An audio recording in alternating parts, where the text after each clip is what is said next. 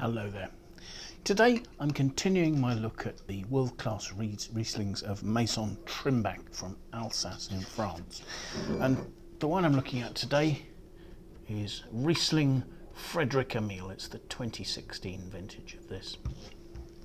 This is a wine I'm used to calling Cuvee Frederic Emile, but evidently they've now dropped the name Cuvee from the title. It's just Frederic Emile. The Trimbach family have an incredibly long history, dating back to 1626. So they're one of the oldest wineries in France, certainly one of the oldest family-owned wineries. And today, the 12th and 13th generation of the same family are running the estate and its vineyards. The Trimbach family made a lot of its name for quality through a vineyard that they own, Clos Sainte Hune, which is a small walled vineyard within the Grand Cru, which has its own particular character.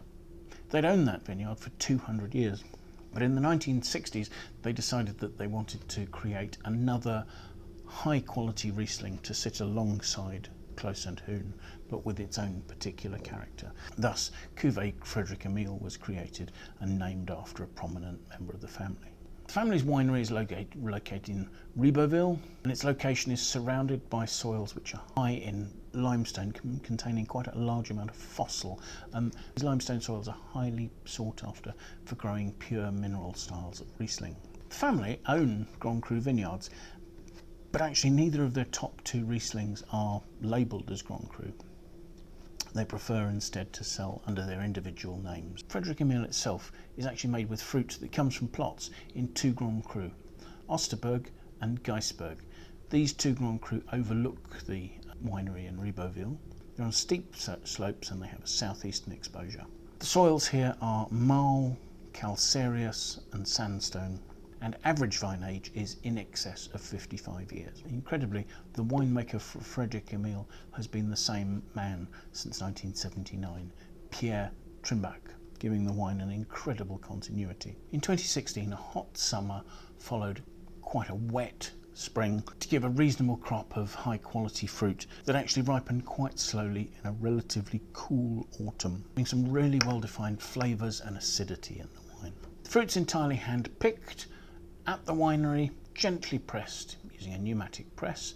The juice ran by gravity into the fermentation vessels. The wine ferments both in temperature controlled stainless steel tanks and in old oak casks. Fermentation was slow because temperature was kept quite low.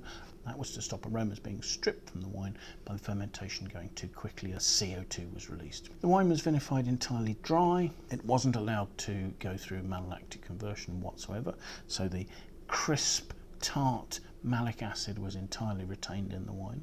The wine was bottled in the spring following harvest and was then placed in the family cellars to age for 7 more years prior to release. So let's have a look at the wine, shall we? It's a medium yellow colour, maybe not quite with the sort of the green hints that the Clos Sainte Hune had. Swirling it, the wine is 13% alcohol. It's not particularly throwing legs or tears into the glass. Let's see about the aromas, shall we? In quite a contrast to the Clos Sainte Hune, the aromas here are starting to show some development. There are notes of waxiness, almost touches of sort of petrol-y Riesling there. The waxiness sort of has a slight underlying honeyed note. There is a rich limey fruit underlying the whole thing. And there are some top notes of lime flower, but they're slightly suppressed by this sort of more developed, more waxy notes on the wine. So let's have a taste.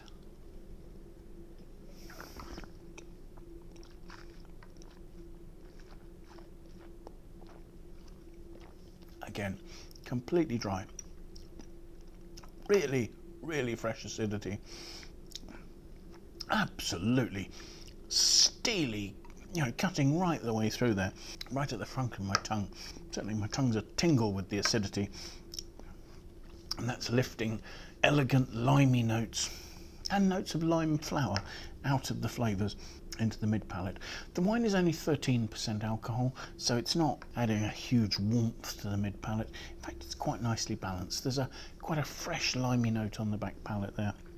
There are perhaps hints, but just hints, of flinty gunpowder notes from fermentation aromas, but they're not particularly pronounced, and the fruit is sort of rich enough, and the honeyed fruit is overlaying that quite nicely. The wine's lasting really well. It has a lovely concentration. The fruit is perhaps not quite as lean and limey as the Clos Sainte Hune. This has a bit more weight, roundness, development and richness, but the flavours are still lasting beautifully. So thank you very much for watching. I do hope you've enjoyed the tasting. I hope you're finding the Maison Trimbach really interesting. They are superb examples of the variety. If you have enjoyed the tasting, do please hit the like button, do please share it with your friends, do consider signing up and following us on YouTube. That would be fantastic. Any comments you have, please leave them below. We'd love to hear what you think either of the wines, the videos we're making, or anything else in relation to that. So, thank you again for watching. That was Riesling Frederic Emile 2016, and I do hope you'll join us again really soon for another tasting. Bye for now.